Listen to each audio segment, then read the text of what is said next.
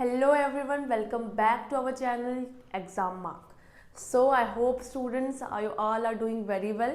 आप सब बहुत अच्छे से पढ़ाई कर रहे होगे, है ना, पूरा मन धन लगा के. तो अभी हम आज फिर आपके पास लेके आए एक नया लेक्चर, एक नया topic. So let's start the topic. आपको जैसे पता है मैं हमेशा क्लास लेने से पहले आपके लिए एक ब्यूटीफुल सा कोट रेडी रखती हूँ ताकि आपको थोड़ा सा मोटिवेशन आ जाए, है ना. जो मेरे डीमोटिवेटेड बच्चे हो गए उनको थोड़ा सा मोटिवेशन आ जाए, थोड़ा वो मोटिवेट हो जाए. So let's start with this quote. So क्या है ये कोट? Grow through whatever you go through. So whatever you are going through, है ना, आपकी लाइफ में जो भी चल रहा है, जिसके थ्रू भी आप जा रहे हो, आपको क्या करना है? ग्रो करना है ना. सो खिल के आना है आपको बाहर. सो अगर ऐसा लग रहा है कि लाइफ बहुत हेल चल रही है यार, है ना, व्हाट वी यूज टू से स्टूडेंट्स, क्या बोलते हो, आपकी बहुत लाइफ हेल चल रही है, सेमेस्टर एग्जाम से सिलेबस नहीं कंप्लीट है, कुछ पढ़ाई नहीं हुई है. सो आपको क्या करना है? ठीक है, कोई बात नहीं, सिलेबस नहीं कंप्लीट है, सेमेस्टर एग्जाम से आपको फुली फोकस्ड होकर पढ़ना है. So grow through whatever you go through. जो भी आपके साथ अभी चल रहा है उसी में ग्रो करो, है ना. ग्रो करने का कोई पर्टिकुलर टाइम नहीं आएगा, कोई ऐसा पर्टिकुलर आप ऐसा टाइम नहीं आएगा कि अब मैं स्टेबल हो जाऊँ फिर मैं ग्रो करूँगी. कोई ऐसा पर्टिकुलर टाइम नहीं आता है. जो चीज़ चल रही है उसी में आपको क्या करना है? खुद को ग्रो कराना है. सो ये बहुत with this beautiful code I am starting our lecture. So आज का जो हमारा सब्जेक्ट है वो है adult health nursing second. And इसमें जो हम टॉपिक पढ़ेंगे वो पढ़ेंगे यूनिट 6 का न्यूरोलॉजिकल डिसऑर्डर का टॉपिक. आज का टॉपिक होगा हमारा GBS, that is Guillain Barre syndrome. Guillain Barre syndrome. So क्या होता है गुलियन-बैरे सिंड्रोम, कैसे ये नर्व्स को अफेक्ट करता है, नॉर्मल नर्व्स कैसे होते हैं, ये सारी टॉपिक्स के बारे में हम इन डिटेल इस लेक्चर में पढ़ेंगे. So Guillain Barre syndrome it affects the nerves in the brain and spinal cord. ये क्या करती है? ये जो हमारे ब्रेन और स्पाइनल कॉर्ड में जो नर्व्स थी उस नर्व्स को ये अफेक्ट करती है. जो नर्व्स थी उस नर्व्स को ये अफेक्ट करती है. तो उसको हम क्या कहते हैं? गुलियन-बैरे सिंड्रोम. ओके, जैसे ये है हमारी नॉर्मल नर्व्स की माइलिन शीट, ये है आपकी अफेक्टेड नर्व्स. अब अफेक्टेड नर्व में देखो, ये जो माइलिन शीट है ये क्या हो गई है? पूरी तरह से damage. Myelin sheath is damaged. Myelin sheath क्या हो गई है? पूरी तरह से डैमेज. सो ये एक्सपोज नर्व फाइबर. सो ये पूरी तरह से जो डैमेज हो गई है, क्यों हुई है, कैसे हुई है, इसको भी हम एक एक करके डिस्कस करेंगे. बट आपको इतना याद रखना है कि GBS में क्या हो रहा है, जो हमारी माइलिन शीट है वो डैमेज हो गई है. इससे पहले हमने और भी डिसीज कंडीशन पढ़ी थी, अल्जाइमर, इट कैन बी आपकी मिस्थेनिया ग्रेविस. तो उसमें क्या हो रहा था? उसमें कुछ न्यूरोट्रांसमीटर की डिफिशिएंसी हो रही थी. इसमें क्या है, जो हमारे नर्व्स में, जो हमारे न्यूरॉन्स में माइलिन शीट होती है वही डैमेज हो गई है. So starting with the definition. So definition क्या कह रही है? GBS is an acute auto immune neuromuscular disorder. GBS क्या है? एक acute auto immune neuromuscular disorder है. क्या होता है इसमें? एक्यूट क्यों बोला गया? For short term. ये अभी GBS का बहुत ज़्यादा कंडीशन हमने रिसेंट टाइम में देखी है. पुणे महाराष्ट्र, है ना, पुणे में बहुत ज़्यादा डिसीज़ कंडीशंस, बहुत सारे केसेस ऐसे मिले हैं GBS के. सो होता क्या है, ये एक्यूट डिसीज़ है और ये भी एक ऑटो इम्यून डिसीज़ है, मतलब हमारी इम्यूनिटी खुद हमसे लड़ाई कर रही है. और ये हमारी न्यूरोमस्कुलर डिसऑर्डर है जिसमें होता क्या है? Rapidly progressive ascending muscle weakness and paralysis. Ascending muscle weakness and paralysis होता है. बेसिकली जो लोअर लिप्स होती है वो ज़्यादा अफेक्टेड होती है इसमें, due to peripheral nerve demyelination, due to the myelin sheath demyelination. क्योंकि माइलिन शीट का क्या हो गया है? ब्रोकन, है ना, डैमेज हो गई है.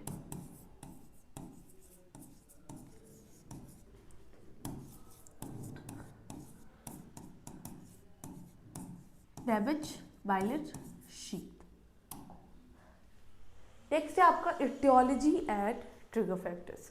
इटियोलॉजी एंड ट्रिगर फैक्टर्स क्या क्या है इसमें?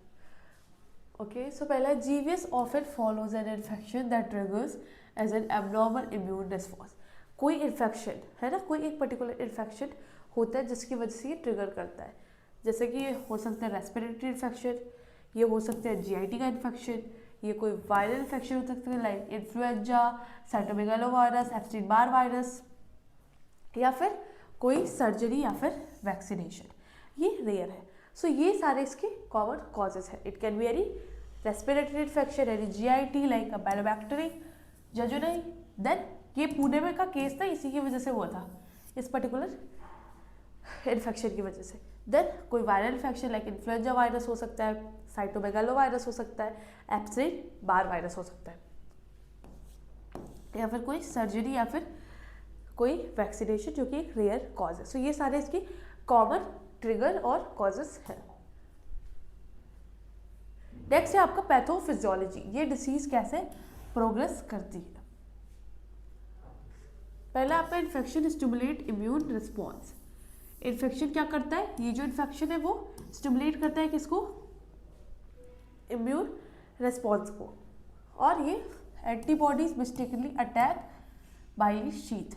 एंटीबॉडीज क्या करती है, मिस्टेकनली अटैक करती है किसको, बाइलिन शीट को, जो हमने देखा है ना, बाइलिन शीट क्या पूरी तरह से डैमेज हो जाती है। सो पेरिफेरल नर्व्स की बाइलिन शीट को एंटीबॉडीज अटैक करती है। वो जानबूझ के नहीं करती है, वो उसको लगता है कि ये क्या है, ये कोई बाहर से आया हुआ एंटीजन है, और वो उसको एज एन एंटीबॉडी वो उसको मारने का काम करने लग जाती है। इसकी वजह से जो नर्व कंडक्शन है वो क्या हो जाता है, स्लो हो जाता है, या फिर वो स्टॉप हो जाता है, रुक जाता है पूरी तरह से। और वो क्या करता है, that lead to muscle weakness and paralysis develop. Muscle weakness हो जाती है और पैरालिसिस डेवलप हो जाता है। Then peripheral nervous system only not CNS, मतलब इसमें बस PNS अफेक्टेड होता है, was commonly and not the CNS।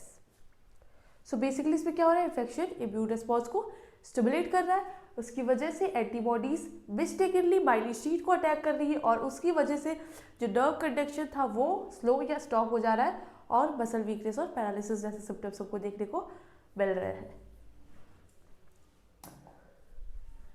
Next है आपका क्लिनिकल फीचर्स हमको क्या देखने को मिलेंगे। तो पहला आपका क्लासिक प्रेजेंटेशन, हमको क्या मिलेगा, असेंडिंग वीकनेस है ना, लेग्स, आर्म्स और रेस्पिरेटरी मसल्स में। पहले लेग्स में होगा, फिर वो आर्म्स में आ रहा है, और फिर वो रेस्पिरेटरी मसल्स में, मतलब असेंडिंग वीकनेस देखने को आपको मिलेगा। नेक्स्ट है आपका सिमेट्रिकल मसल्स वीकनेस, मतलब मसल वीकनेस में सिमेट्री प्रेजेंट होगी। So symmetrical muscle weakness. Next है आपका areflexia. What is areflexia, that is absence of reflex, है ना, एब्सेंस ऑफ रिफ्लेक्स। सो जो DTR है, डीप टेंडर रिफ्लेक्स, उसका ए रिफ्लेक्सिया हमको मिलेगा। देन पैरेस्थीसिया, टिंगलिंग और डबलेस सेंसेशन भी हमको मिल सकता है।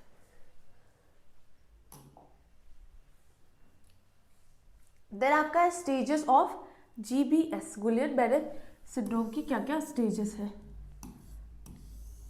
पहले आपका acute progressive phase. So rapidly worsening weakness होती है पहले फेज में, बहुत ज़्यादा वॉर्जनिक वीकनेस होती है, फिर में इन्वॉल्व रेस्पिरेटरी मसल्स, ये रेस्पिरेटरी मसल्स को भी इन्वॉल्व कर सकती है।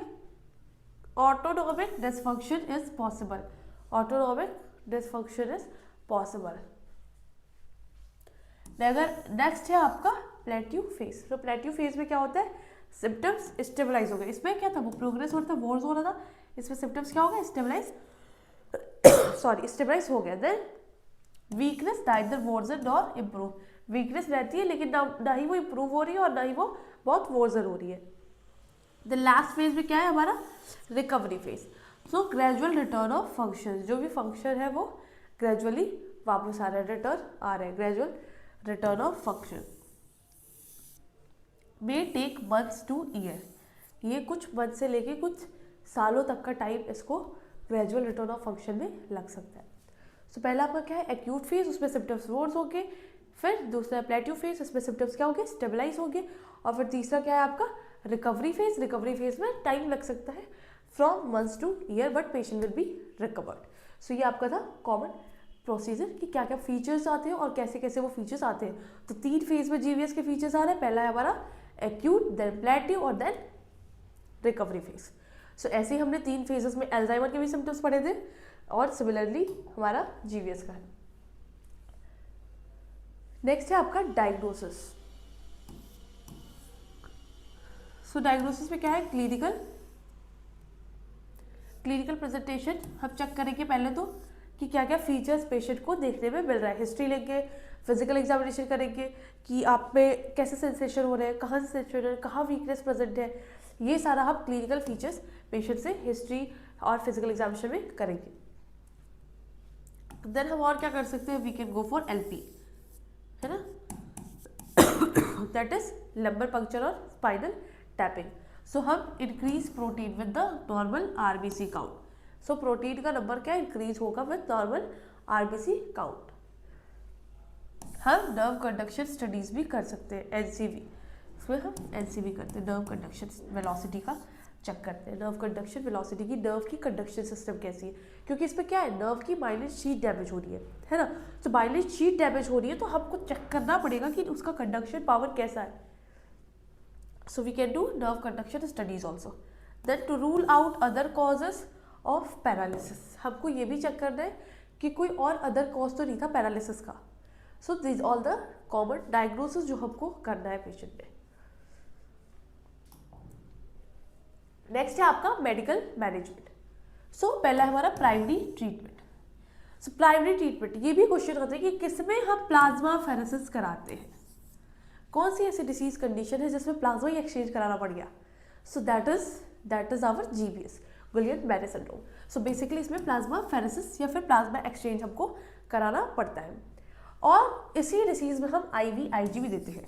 बहुत सारी और भी डिसीजेस हैं जिसमें IVIG देते हैं, और प्लस इसमें भी हम इंट्रावेनस इम्यूनोग्लोबिन G IVIG देंगे। सो 2 मोस्ट इंपॉर्टेंट ट्रीटमेंट है जो हमेशा आपको याद करना है जीबीएस में। पहला क्या है आपका प्लाज्मा फेरेसिस, और दूसरा immunoglobulin that is IVIG, immunoglobulin that is intravenous that is IVIG। So 2 बहुत important treatment modality of the primary treatment modality of our condition GBS. So ये दोनों बहुत इंपॉर्टेंट है। नेक्स्ट आपका है कॉर्टिकोस्टेरॉइड्स और नॉट इफेक्टिव।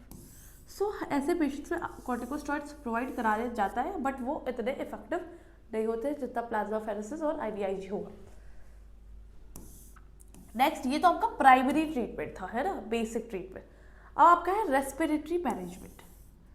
ये क्या है, क्रिटिकल है। रेस्पिरेटरी मैनेजमेंट क्यों करना है रेस्पिरेटरी मैनेजमेंट, हमने क्या पढ़ा कि असेंडिंग वीकनेस हो रही है, लेग से स्टार्ट हुआ, लेग से आर्म्स में आया, आर्म से देन रेस्पिरेटरी मसल्स में। सो हमको क्या करना है, रेस्पिरेटरी मैनेजमेंट करना है। सो उसके लिए हमको क्या करना है, मॉनिटर वाइटल कैपेसिटी। जो भी हमारा पेशेंट है उसकी वाइटल कैपेसिटी कैसी है वो हम मॉनिटर करेंगे। Then assess respiratory effort, patient की रेस्पिरेटरी एफर्ट कैसी है, वो सांस ले पा रहा है या नहीं, है ना, पेशेंट का रेस्पिरेटरी एफर्ट कैसा है वो भी हम चेक करेंगे।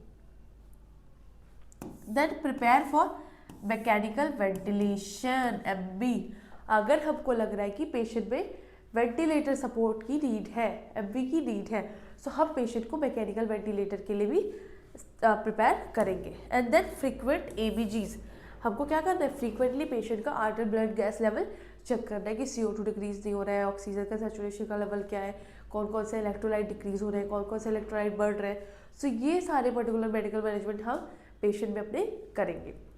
मोस्ट इंपॉर्टेंट मैंने आपको जो 2 बताया, आपको वो नहीं भूलना है, plasma pheresis and IVIG that is intravenous immunoglobulin G। Next है आपका nursing management.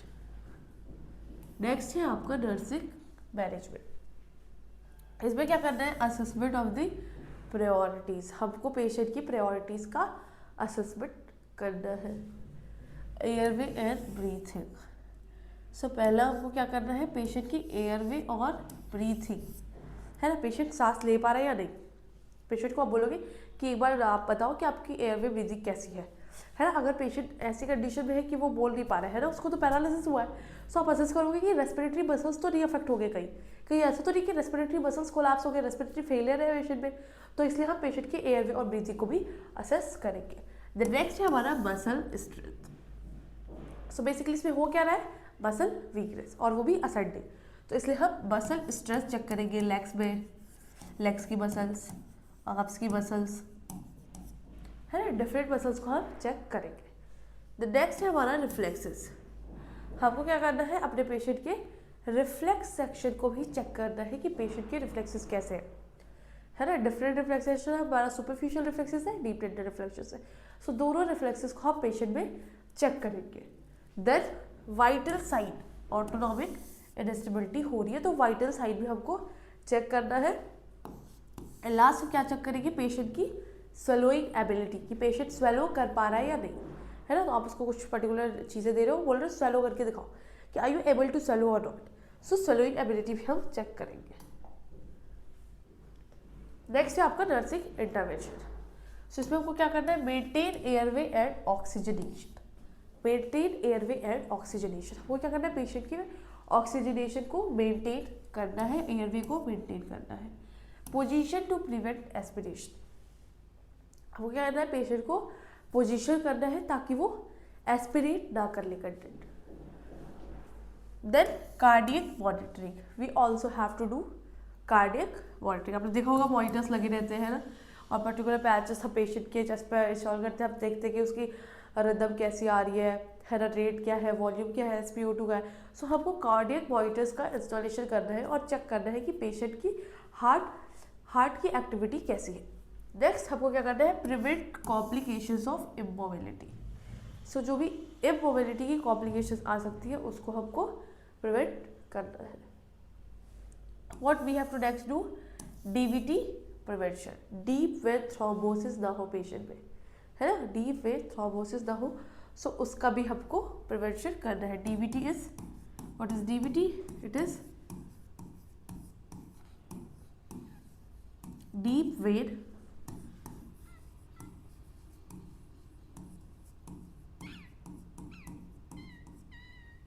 When thrombosis. Then pressure injury prevention, हमको क्या करना है, प्रेशर इंजरी प्रिवेंशन भी करना है।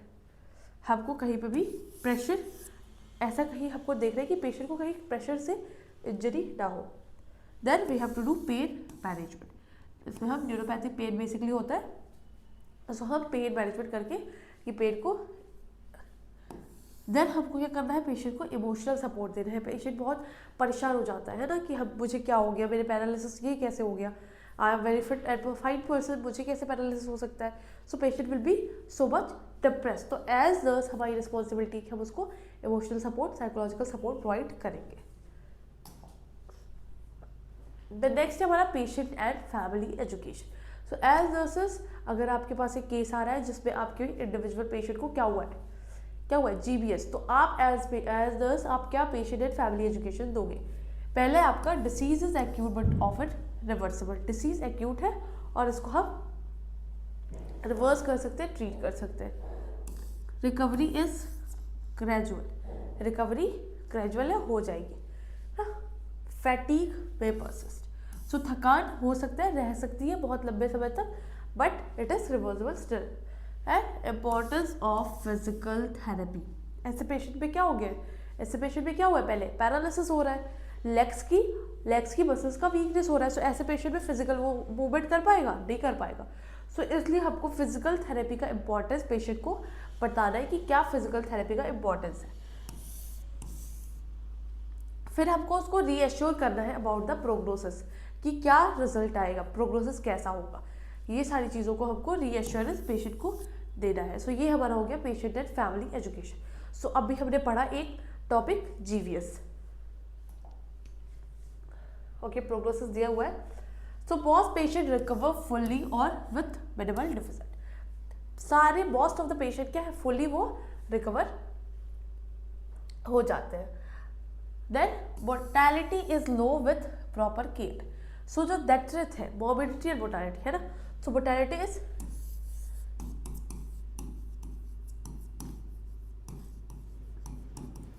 Mortality is death rate. So जो डेथ रेट है वो लो है अगर हम प्रॉपर केयर पेशेंट को दे रहे हैं तो। रिकवरी में take weeks to year, recovery में वीक्स टू ईयर लग सकते हैं। देन नेक्स्ट हमारा key points, ascending paralysis, loss of reflexes, respiratory failure is the, पहला क्या कि एसेंडिक पैरालिसिस होती है, इसमें जीवीएस का की पॉइंट है ये।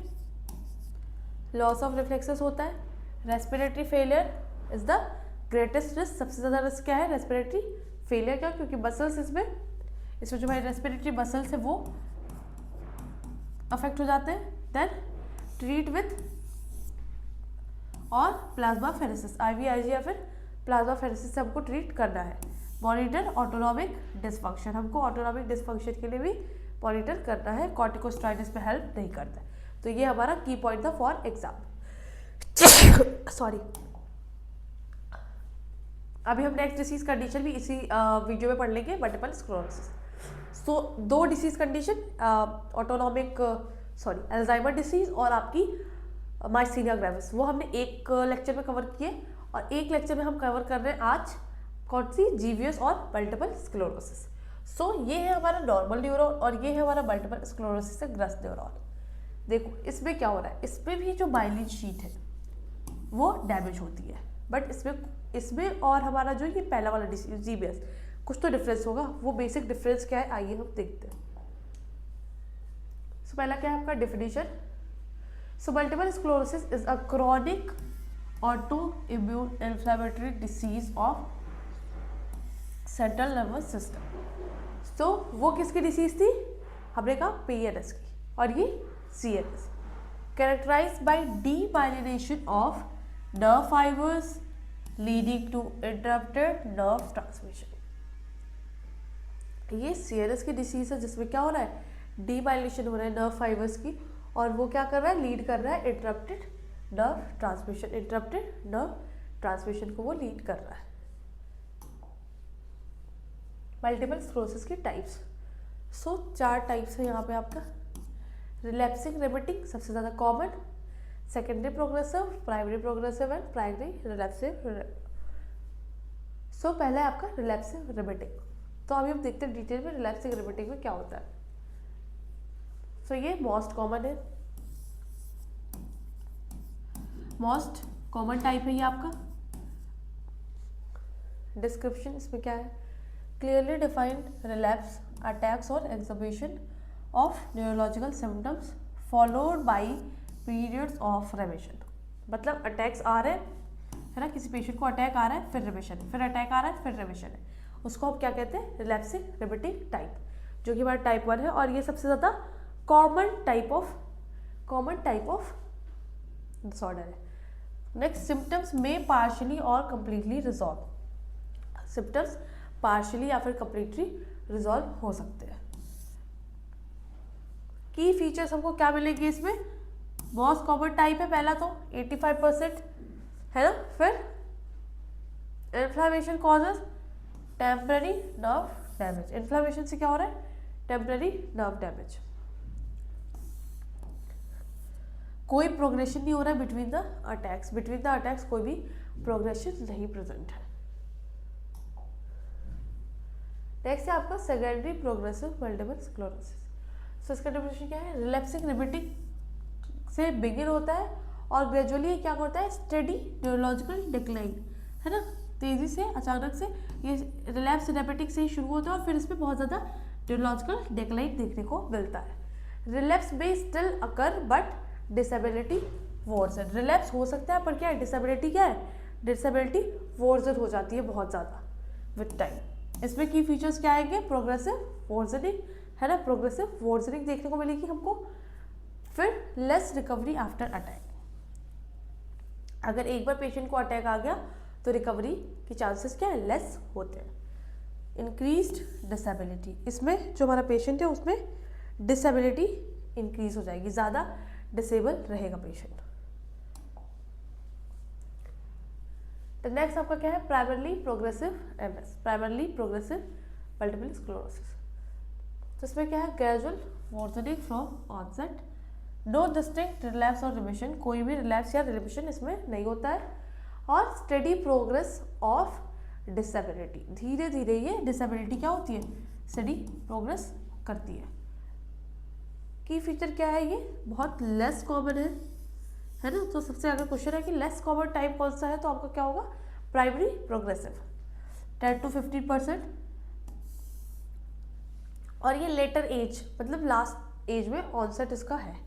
मोर स्पाइनल कॉर्ड इन्वॉल्वमेंट, लेकिन इस वाले टाइप में स्पाइनल कॉर्ड का इन्वॉल्वमेंट ज़्यादा है। ओके, नेक्स्ट आपका है प्रोग्रेसिव रिलैप्सिंग। सो इसमें discuss progressive disease from onset, and ये इसमें क्या है, एक्यूट रिलैप्सेस होते हैं। एक्यूट रिलैप्सेस, छोटे छोटे रिलैप्स, मतलब प्रोग्रेसिव है पर रिलैप्स बहुत कम है, लेकिन इसमें लिटिल और अगर एक बार अटैक आ गया इसका तो लिटिल और नो रिकवरी है ना, या तो थोड़ी बहुत रिकवरी होगी या फिर बिल्कुल भी रिकवरी नहीं होगी। की फीचर्स क्या है, कंटिन्यूअस डिक्लाइन, मतलब इसमें ऐसे अगर ये तो ये कंटिन्यूअस जो न्यूरोलॉजिकल डिफिसिट है वो कंटिन्यूअस डिक्लाइन इसमें देखने को मिलेगा। इसमें क्या होगा, कंटिन्यूअस डिक्लाइन।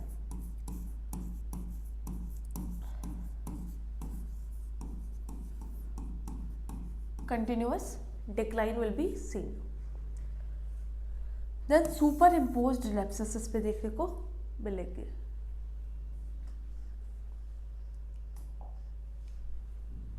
नेक्स्ट आपको causes and risk factors।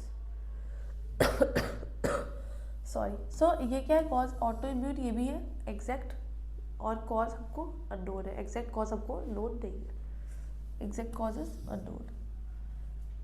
Genetic predisposition हो सकती है, जेनेटिक कॉज हो सकता है। Sorry, environmental factors can be a cause, environmental factors cause हो सकते हैं। वायरल इन्फेक्शन पॉसिबली,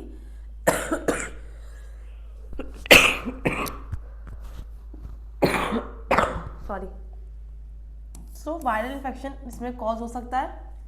विमेंस में ये ज़्यादा कॉमन होता है, मोर कॉमन इन विमेन, और कौन सी एज में, 20 to 40 ईयर्स ऑफ एज में ये ज़्यादा कॉमन होता है।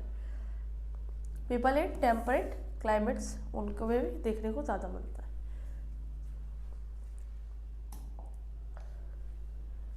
सो पैथोफिजियोलॉजी क्या है इसकी, जो इम्यून सिस्टम है वो अटैक करता है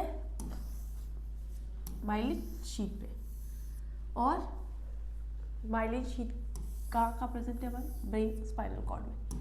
उसकी वजह से क्या होता है, डी माइलिनेशन होता है, और प्लेक्स है ना, डी माइलिनेशन की वजह से प्लेक्स या फिर लेशर होते हैं, प्लेक्स या फिर लेशर फॉर्म होते हैं। नर्व पल्स स्लो और स्टॉप, जो नर्व इम्पल्सेस है या तो वो स्लोअर हो जाती है या फिर वो रुक जाती है, या तो वो स्लोअर हो जाती है या वो रुक जाती है। Result in neurologic deficit that vary over time. So उसकी वजह से क्या होता है, न्यूरोलॉजिक डिफिसिट होता है जो कि टाइम टू टाइम वेरी करता है। MS affects the CNS only, जो हमारा मल्टीपल स्क्लेरोसिस है वो बस हमारे CNS को अफेक्ट करता है, जैसे मैंने बताया, और GVS क्या कर रहा था, वो PNS को। सो मेन डिफरेंस, लेकिन दोनों में माइलिन शीट ही डैमेज हो रही है। ब्रेन स्पाइनल कॉर्ड और optic nerves. So changes to your vision, हमारा विजन में चेंजेस होगा। क्लिनिकल फीचर्स में नंबनेस और पेन प्रेजेंट हो सकता है, और difficulty with cognitive functions, mood changes, loss of balance, muscle weakness. So ये सारे फीचर्स हमको पेशेंट में देखने को मिलेगा। पहला vision change, muscle weakness, sorry, numbness और पेन है ना, नंबनेस या फिर पेन हो सकता है हैंड्स में। फिर लॉस ऑफ बैलेंस, पेशेंट अपना बैलेंस लूज कर देगा, और डिफिकल्ट इन कॉग्निटिव फंक्शंस, जो भी कॉग्निटिव फंक्शंस है, सोचने समझने की जो क्षमता है वो डिक्लाइन हो जाएगी, और मूड चेंजेस देखने को मिलेगा, पेशेंट में मूड चेंजेस देखने को मिलेंगे। ओके, सो क्लिनिकल मैनिफेस्टेशंस एक एक करके देखते हैं। अर्ली सिम्टम्स क्या क्या आता है हमारे में, पहला इसमें क्या है, फैटीग। सो ये मोस्ट कॉमन टाइप है फैटीग। फिर दूसरा क्या है आपका, नंबनेस और टिंगलिंग। नंबनेस और टिंगलिंग सेंसेशन मिल सकती है। फिर आपका क्या है, मसल वीकनेस। मसल वीकनेस भी इसमें मिल सकता है। फिर विजुअल डिस्टर्बेंस, इसमें क्या है, पेशेंट को ब्लड विजन और डिप्लोपिया हो सकता है। ब्लड विजन है ना, या फिर diplopia, double vision.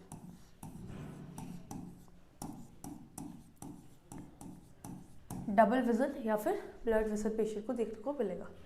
And heat intolerance, and heat intolerance. So ये सब हमारे क्या थे, early symptoms of multiple sclerosis. तो पहला आपका क्या है, फैटीग, फिर numbness, muscle weakness, visual changes and heat intolerance. Next आपका है एडवांस सिम्टम्स। सो इसमें क्या आता है, spasticity, muscle spasm.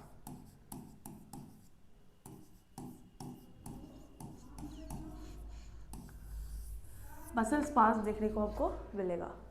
Ataxia, ataxia क्या होता है, poor coordination, patient coordinated movement नहीं कर पाएगा। सो एटेक्सिया देखने को मिलेगा। ट्रेमर्स, झटके देखने को भी मिल सकते हैं। Dysarthria, slurred speech. Dysarthria, slurred speech, patient जो स्पीच आपसे बोलेगा, आप उससे हिस्ट्री पूछ रहे हो, सो स्लर्ड स्पीच देखने को मिलेगी। और ये कब है, ये एडवांस सिम्टम्स है। Then bladder and bowel dysfunction, BB dysfunction है ना, sorry, bladder and bowel dysfunction. Then cognitive impairment भी हमको देखने को मिल सकता है पेशेंट में। कॉग्निटिव इम्पेयरमेंट भी देखने को मिल सकता है।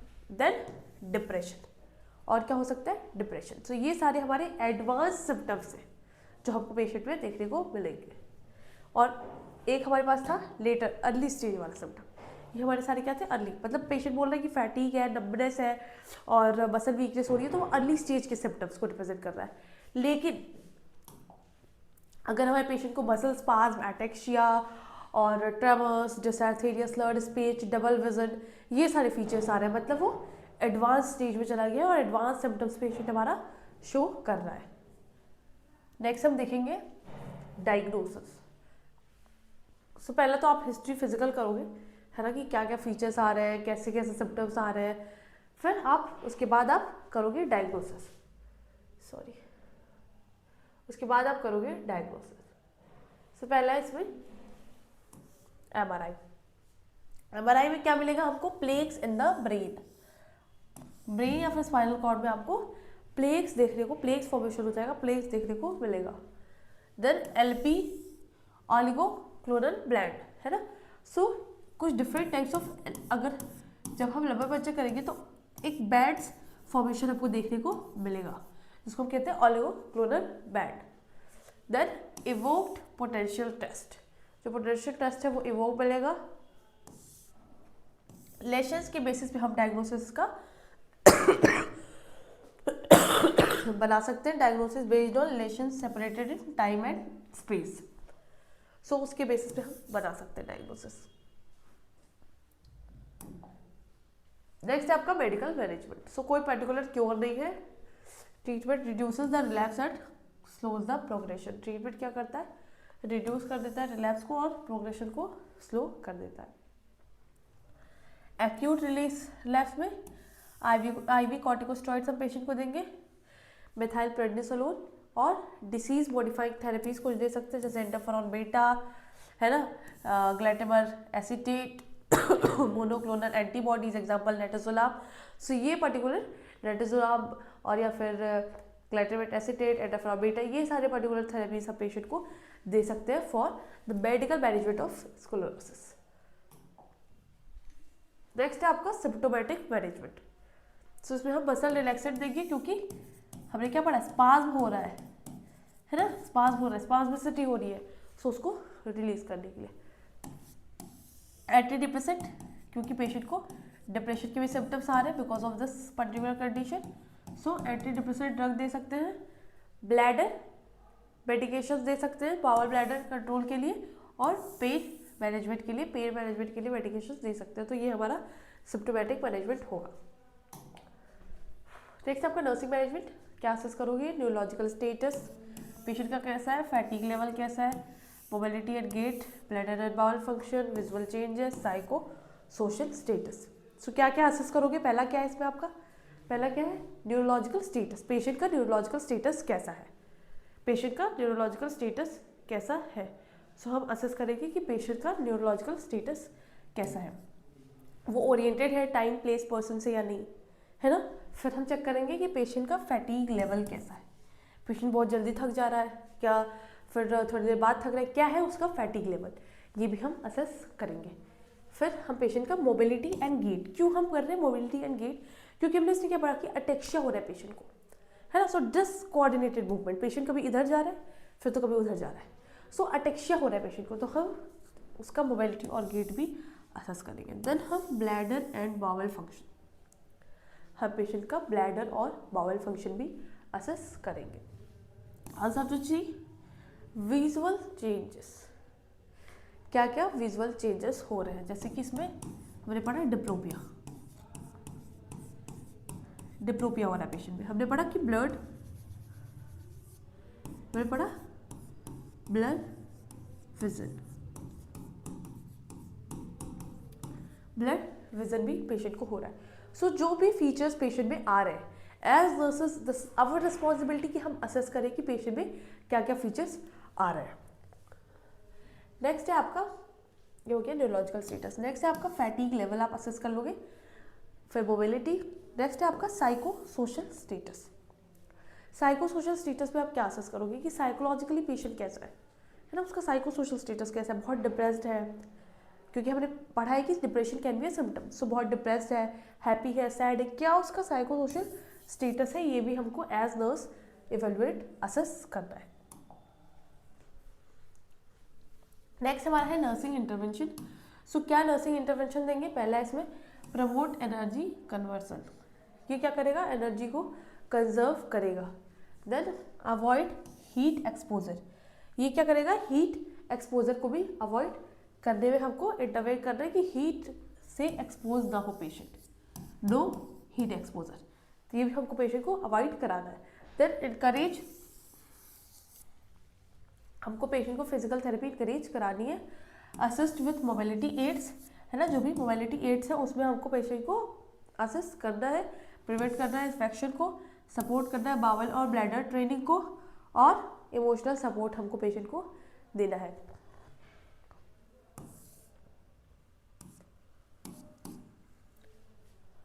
सो प्रिवेंट करना इन्फेक्शन से, कोई भी वायरल,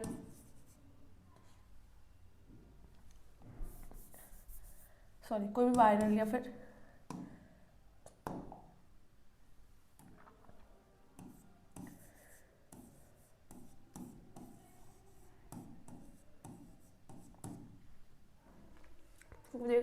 हमको देखना है कि कोई भी वायरल या बैक्टीरियल इन्फेक्शन पेशेंट में नहीं प्रेजेंट है। फिर आपको सपोर्ट करना है बावल और ब्लैडर ट्रेनिंग को भी, और इमोशनल सपोर्ट भी हमको पेशेंट को देना है।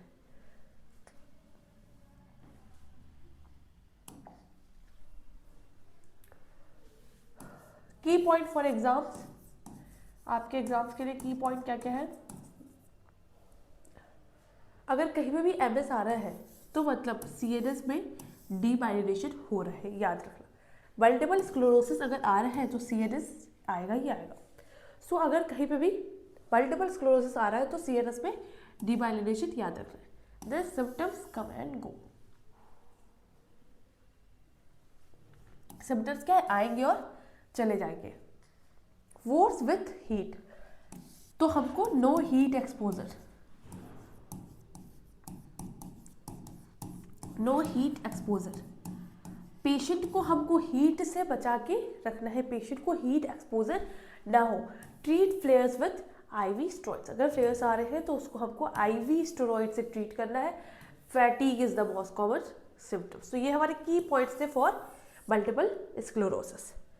नेक्स्ट है आपका क्विक कंपैरिजन कर लेते हैं बिटवीन एमएस एंड जीबी। तो मैंने जैसे बताया कि दोनों में हमको लग रहा है कि डीमाइलिनेशन हो रहा है, तो क्या दोनों सिमिलर है, क्या दोनों में डिफ्रेंशिएशन है, वो हम चेक करेंगे। तो पहला है आपका मल्टीपल स्क्लेरोसिस और दूसरा है आपका गुइलेन-बैरे सिंड्रोम, इसको हम जीवीएस भी कहते हैं। ये पुणे वाली बीमारी जो भी बहुत रिसेंट में फैली हुई थी, और ये हमारा MS. So MS is a CNS disorder. ये इन्वॉल्व कर रहा है किसको? सीएनएस को, सेंट्रल नर्वस सिस्टम को। और ये क्या है? एक पीएनएस डिसऑर्डर है। ये एक पीएनएस डिसऑर्डर है। तो क्या पहला डिफरेंस क्या आपको याद रखना है हमेशा, जहां भी क्वेश्चन आए कि मल्टीपल स्क्लेरोसिस और जीवीएस को आप कैसे डिफरेंशिएट कर सकते हो, तो आपको हमेशा याद रखना है कि मल्टीपल स्क्लेरोसिस का जो पेशेंट है उसमें उसका सेंट्रल नर्वस सिस्टम अफेक्टेड हुआ है, सेंट्रल नर्वस सिस्टम अफेक्टेड हुआ है। और जब भी क्वेश्चन पूछे कि जीवीएस में क्या अफेक्ट हो रहा है पेशेंट का, तो जीवीएस में पेशेंट का अफेक्ट हो रहा है पीएनएस। जीवीएस में पेशेंट का अफेक्ट हो रहा है पीएनएस। जीवीएस का पेशेंट जो रहेगा उसमें क्या अफेक्ट होगा? Peripheral nervous system. दूसरा मेन फीचर क्या है? दूसरा मेन फीचर रिलैप्सिंग रिमिटिंग है ना। इसमें क्या हो रहा है? पेशेंट को रिलैप्सिंग रिमिटिंग, पेशेंट क्या है? पेशेंट को क्या है? रिलैप्सिंग और रिमिटिंग फीचर्स आ रहा है। इसमें एक्यूट ऑनसेट, मतलब इसमें एक बार एक्यूटली पेशेंट को डिसीज हो गई तो हो गई। इसमें रिलैप्सिंग रिमिटिंग का मतलब क्या कि एक बार डिसीज आई है ना, फिर रिलैप्स हो गया, फिर आई, फिर रिमिट हो गया, फिर रिलैप्स हो गया, फिर रिमिट हो गया। सो ऐसा इसका प्रोग्रेशन है। ये एक्यूटली रहती है और फिर ठीक हो जाती है। इसमें क्या है? रिलैप्सिंग। इसका हमने टाइप भी पढ़ा था, 4 बहुत कॉमन टाइप्स थे, relapsing, remitting, primary type, secondary type. So उसके बेसिस पे इसको हम डिस्क्राइब करते हैं। नेक्स्ट इसमें सेंसरी मोटर और दोनों इन्वॉल्वमेंट रहता है। सेंसरी भी इन्वॉल्व है प्लस आपका मोटर भी इन्वॉल्व है। इसमें मोटर मेनली, बस इसमें मोटर इन्वॉल्व होता है, only motor involvement is there. देन हमने क्या पढ़ा है? अगर मल्टीपल स्क्लेरोसिस है तो ऐसे इंडिविजुअल को we will safeguard from heat. अगर मल्टीपल स्क्लेरोसिस है तो ऐसे इंडिविजुअल को हम हीट के पास नहीं ले जाएंगे, क्योंकि हीट उस कंडीशन को और वर्सन कर दे रही है, बहुत खराब कर दे रही है। So no heat should be given. और इसमें कोई हीट का ऐसा इफेक्ट नहीं है। तो आई होप आपको समझ में आया होगा कि कंपैरिजन की जीवीएस। आज हमने 2 डिसीजेस कवर की। पहला तो हमारा जीवीएस था और दूसरा हमारा था मल्टीपल स्क्लेरोसिस। तो जीवीएस कैसे पीएनएस को अफेक्ट कर रहा है, उसका एक्यूट ऑनसेट है, जीवीएस में क्या क्या फीचर्स है, उसमें भी डीमाइलिनेशन हो रहा है, दोनों में डीमाइलिनेशन है माइलिन शीट का। बट एक हमारे पीएनएस को अफेक्ट कर रहा है और एक हमारे सीएनएस को अफेक्ट कर रहा है। So there is a difference, दोनों में है, बट एक हमारे पीएनएस को अफेक्ट कर रहा है और एक हमारे सीएनएस को अफेक्ट कर रहा है। और एक और चीज़ जो सबसे ज़्यादा आपको याद रखने वाली चीज़ है कि सेंसरी मोटर दोनों इन्वॉल्व का है। मिक्स्ड, मतलब मिक्स कौन सा वाला है? अपना मल्टीपल स्क्लेरोसिस वाला, सेकेंड डिसीज। पहली डिसीज जो हमने पढ़ी जीवीएस, उसमें क्या है? बस मोटर इन्वॉल्वमेंट। और जीवीएस में और क्या याद रखना है कि उसमें असेंडिंग पैरालिसिस हो रहा है। असेंडिंग पैरालिसिस मतलब लेफ्ट से इन्वॉल्व करके आर्म्स तक आ रहा है, फिर रेस्पिरेटरी मसल्स में। इसमें ऐसा कोई भी मल्टीपल स्क्लेरोसिस में हमको पैरालिसिस का केस देखने को नहीं मिला। सो आई होप आपको समझ में आया होगा ये टॉपिक। और कुछ बच गया इसमें? Okay, so thank you. So अभी थैंक यू बच गया है। So thank you to all. I hope आपको ये टॉपिक समझ में आया होगा। इसमें आप पूरा फोकस करके पढ़ो। आपके एग्जाम्स में बहुत कम टाइम है ना, your semester exams are going to be there. तो आप एकदम मन लगा के पढ़ो। अभी जितना भी फोकस आप अभी आपके पढ़ाई में करोगे, उतना बेनिफिट आपको आपके एग्जाम्स में मिलेगा। नॉट इन दिस एग्जाम्स, आप जो भी इन फ्यूचर जो भी एग्जाम्स दे रहे हो, वो कॉम्पिटेटिव एग्जाम्स, जो भी आप एग्जाम्स दे रहे हो, सारे एग्जाम्स में वो आपको बेनिफिट मिलेगा। सो अभी आपको क्या करना है, थोड़ा सा टाइम तो आपको, आप जो रील्स स्क्रॉल कर लेते हो है ना, कुछ नहीं है, 30-40 मिनट का वीडियो लेक्चर है। 30-40 मिनट का वीडियो लेक्चर देखने में आपको कितना टाइम लगेगा? मैक्स टू मैक्स 10-15-20 मिनट, है ना। सो आप इसको क्या करते हो? 2x की स्पीड में देखते हो एक तो, है ना। कोई भी ऐसे आराम से बैठ के नहीं पढ़ता है। सो 2x की स्पीड पे आप देख रहे हो, तो आपको क्या करना है? थोड़ा सा अपने आप पे फोकस करना है कि बस ठीक है 2-3 मिनट का ही तो होगा, मतलब 2-3 मिनट का नहीं होगा, बट दिमाग में रखो कि 5 मिनट का है। स्टार्ट करोगे तब धीरे धीरे क्या आपको मजा आएगा कि ठीक है मैम पढ़ा रही है, ठीक है समझ में आ रहा है। एटलीस्ट डिसीज कंडीशंस का पोर्शन आप क्लियर कर लो। तो हमको लग रहा है कि न्यूरोमस्कुलर हम जब खत्म करेंगे तो फिर हम नया टॉपिक शुरू करेंगे, नए डिसीज, न्यू यूनिट शुरू करेंगे और एक यूनिट का वन शॉट बनाएंगे, ताकि आपको एकदम ईजिली समझ में आ जाए। अगर आपको इसका डिटेल नोट्स चाहिए तो आप हमारा ऐप डाउनलोड करो, एग्जाम मार्क। सो वहाँ पे आपको डिटेल नोट्स मिलेगा।